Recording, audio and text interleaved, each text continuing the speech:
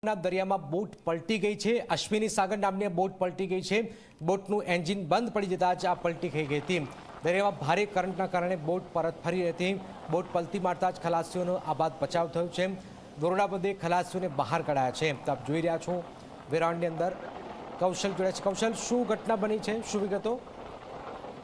જી જનક, અરબી સમુદ્રમાં ભારે જે પ્રેશર સર્જાયું છે તેને કારણે જે દરિયાના મોજાઓ છે તે વિકરાળ થતા અશ્વિની સાગર નામની એક જે બોટ હતી તે કાંઠા તરફ પરત ફરી રહી હતી। ત્યારે અચાનક બોટનું જે એન્જિન છે તેની અંદર ખરાબી સર્જાઈ હતી અને એન્જિન બંધ થવાને કારણે જે દરિયાના મોજાઓનું પાણી બોટની અંદર આવતું હતું અને બોટનું બેલેન્સ થતા બોટ છે તે દરિયાની અંદર જ ઊંધી વળી હતી। ત્યારે સદનસીબે જે આખી ઘટના હતી તે કાંઠાના નજીકના વિસ્તારની અંદર બની હતી, જેને કારણે જે ખલાસીઓ હતા તેઓ બોટમાંથી કૂદી અને તરી અને કિનારા સુધી પહોંચ્યા હતા અને કોઈ પણ જાનહાની ટળી હતી।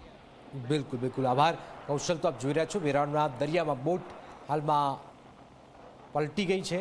હાલાકી તમામ જે ખલાસીઓ હતા એમને આબાદ બચાવ પણ થયો છે।